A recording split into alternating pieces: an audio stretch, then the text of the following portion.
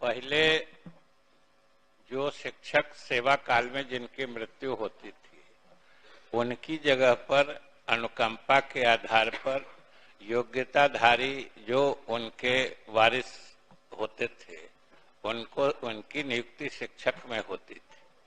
उसके बाद महोदय सारे सदस्य अवगत हैं कि 2006 में जो नई शिक्षक नियमावली आई और शिक्षक नियोजन का प्राधिकार जो स्थानीय निकाय होते हैं पंचायत और नगर निकाय, ये अधिकार उनको दे दिया गया।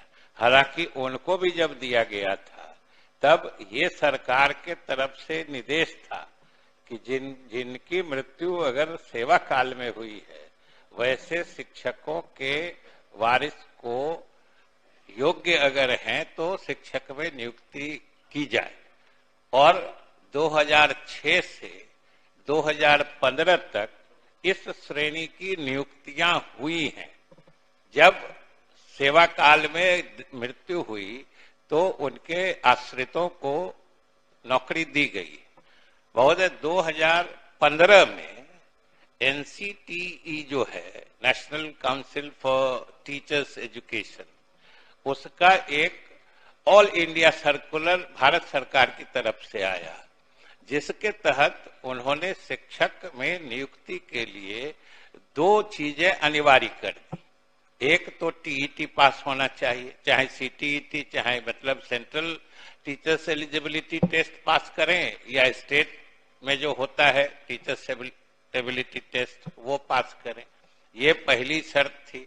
दूसरी शर्त थी कि उनको प्रशिक्षण भी शिक्षक होने के लिए जो BEd या शिक्षक प्रशिक्षण महाविद्यालय से भी प्रशिक्षित होना चाहिए।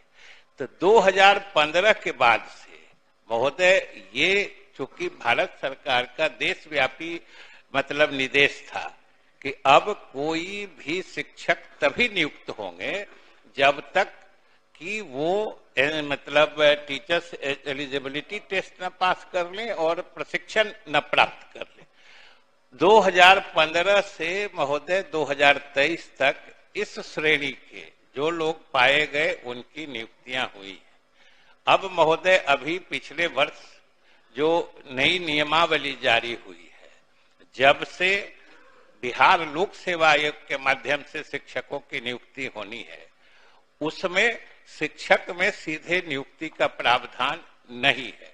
और जो पीछे के बैकलॉग के बारे में कह रहे हैं, सही कह रहे हैं, सरकार भी मानती है कि चूंकि ये समय समय पर कुछ भारत सरकार के निर्णय से और कुछ राज्य के द्वारा गुणवत्तापूर्ण शिक्षा देने के लिए जो नए कदम लिए गए उसके कारण नियुक्तियां नहीं हुई। अब आज की स्थिति में अगर शिक्षक की सेवा काल में मृत्यु होती है तो उनके आश्रितों को हम या तो सहायक में या परिचारी में 2 ही श्रेणी उनके अनुकंपा के आधार पर नियुक्ति के लिए उपलब्ध है।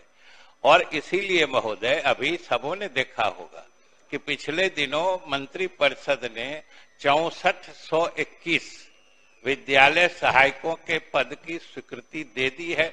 उसमें जो योग्य होंगे सहायक बनने लायक, जितने लंबित मामले हैं उनको पद पर कर दिया जाएगा। और जो परिचारी पद की अर्हता रखते हैं, अब हम लोग परिचारी के भी पद सृजन की कार्रवाई कर रहे हैं। वो हो जाने के बाद लगभग सभी लोग सामंजस्य